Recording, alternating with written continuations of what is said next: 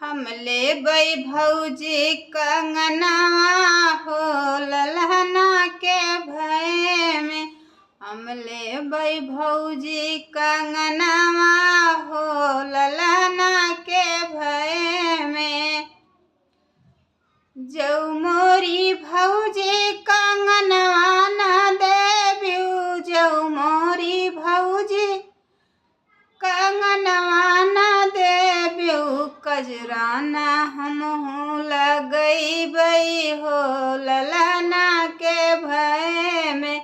कजराना हमहू लगैबै हो ललना के भय में। ई कंगना हमरे लाए सजनवा, ई कंगना हमरे लाए सजनवा। कंगना में लागल झलरिया हो कंगना नाही देबै, कंगना में लागल झलरिया हो कंगना नाही देबै।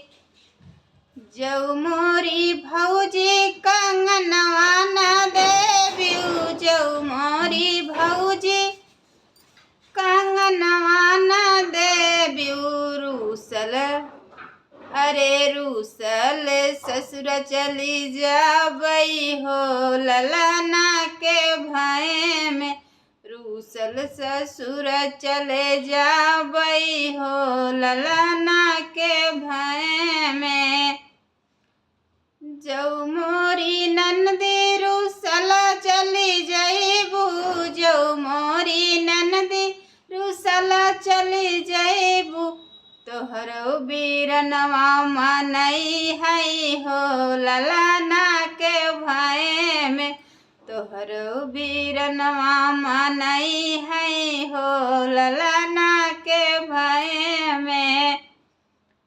हम नाही देबै कंगनवा हो ललना के भय में।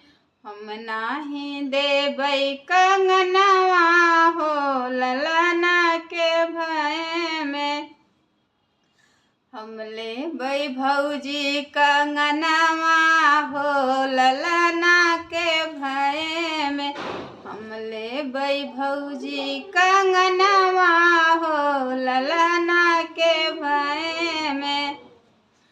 जौ मोरी भौजी हो बीरना मनई है, जौ मोरी भौजी हो बीरना मनई है। तोहरे अरे तोहरे बोलाए ना अइबै हो ललना के भय में।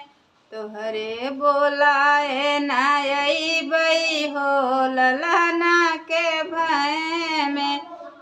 हम लेबै भौजी कंगनवा हो ललना के भय में। हम लेबै भौजी कंगनवा हो ललना के भय में। तो कैसन लगे तो आप लोग जरूर कमेंट में बताइए। काहे दोस्तों पता नहीं क्यों कल मैं व्रत थी और गला बहुत बैठा बैठा सा लग रहा है। तो कैसन लगे तो आप लोग जरूर कमेंट में बताइए आप लोग को कैसा लगा हमारा गीत। तो आप सब ऐसे ही वीडियो में बने रहिए, अपना प्यार दुलार दीजिए, सपोर्ट कीजिए। और आगे नेक्स्ट वीडियो मिलती हूँ बहुत प्यारा सा सोहर गीत लेके। और कल मैंने व्रत थी तो मतलब कुछ नहीं खाई, और जो भी खाया जाता है व्रत में तो मैंने बहुत टाइम बे टाइम का चाय पी लिया और पानी, इसीलिए गले में खराश आ गया।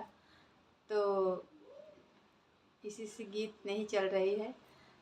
तो ऐसे ही बने रहिए आप लोग। आगे नेक्स्ट वीडियो में बहुत प्यारा सा गीत आएगा।